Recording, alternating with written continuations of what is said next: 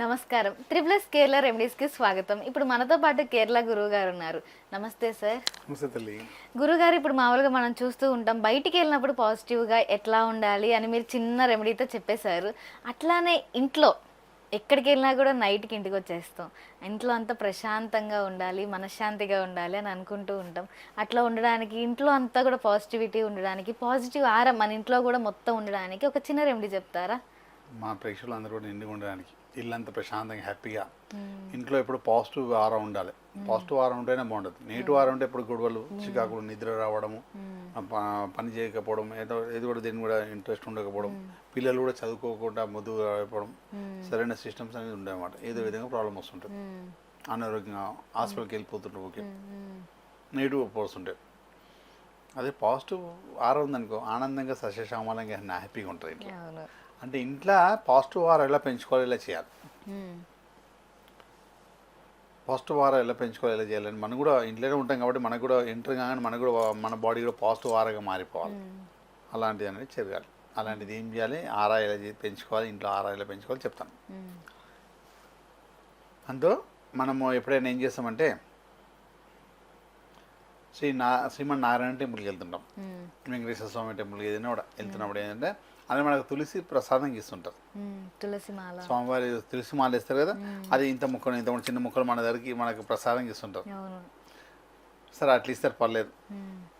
లేదు అంటే స్వామివారికి ఇవాళ అలంకరించిన రేపొద్దున తీసి పక్కకి పెడతారు అన్నమాట. అలాంటి టెంపుల్స్ ఏమైనా చూసుకొని ఆడికి వెళ్ళి తులసి మాల స్వామివారికి తెచ్చుకోవడం. ఎందుకు తులసి ఎందుకు కొనుక్కోని పెట్టుకోవచ్చు, స్వామివారి బాడీలో ఉన్న ఆరా మొత్తం వాళ్ళకి వచ్చేస్తుంది కదా, అదృష్టం అంటే. స్వామివారి ఎంతో అందులో విగ్రహం పెట్టినాడు, విగ్రహంలో బలం ఎంత బలము, స్వామివారిలో బాడీ ఆ విగ్రహంలో ఉన్న పవర్ ఇది మొత్తం తులసి మాలకు వస్తుంది. మన ఆరా పెంచుకోవాలి కదా, ఆయన ఆరా మన ఇంట్లోకి రావాలి కదా, దానికోసం. అయితే ఇది మొత్తం మనం ఇంట్లో నీడలో ఆరబెట్టుకోవాలి. శుచి శుభ్రంగా ఉన్న స్థలంలో పెట్టి ఎండలో ఆరబెట్టకూడదు, నీడలో ఆరబెట్టాలి. శుచి శుభ్రంగా ఉన్న ప్లేస్లో ఆరబెట్టిన తర్వాత ఆరిన తర్వాత దీన్ని మొత్తం చూర్ణంగా మార్చుకోవాలి. మొత్తం పౌడర్ చూర్ణం వేసేసుకోవాలి.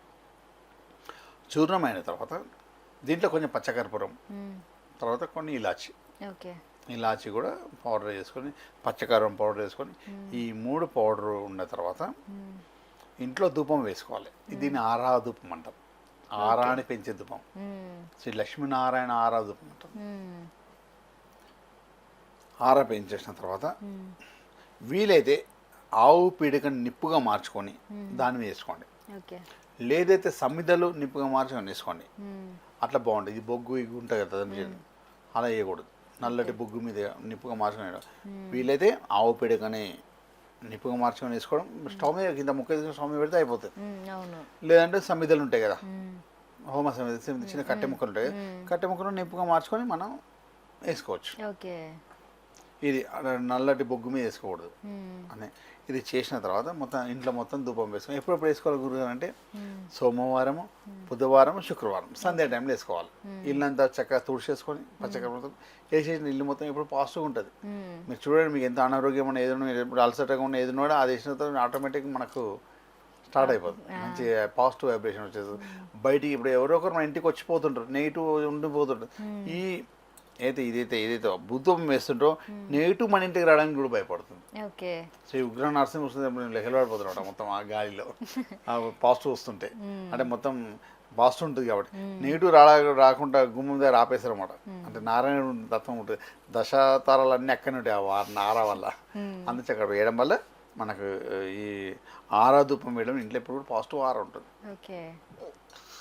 ఈ సమయంలో వేయండి, లేదా అమావాస్య రోజు చేయండి, పౌర్ణమి రోజు ఖచ్చితంగా వేయండి, అమావాస్య పౌర్ణమికి. కాకపోతే వారంలో 3 days వేయండి, ఖచ్చితంగా మీకు అంత సక్సెస్ ఉంటుంది. కొన్ని రోజులు వేయండి, మీకే అర్థమవుతుంది. ఫస్ట్ ఇలా రెడీ చేసుకోవాలి. తులసి ఆరబెట్టుకోవాలి, దీంట్లో కొంచెం పచ్చకర్పూరం, కొంచెం లవంగా, ఇది ఇలా ఇలాచి, ఇలా సుగంధపరంగా ఉండే ఇలాచి, పచ్చకర్పూరం సుగంధపరంగా ఉంటుంది, లక్ష్మీనారాయణ యోగం ఉంటుంది.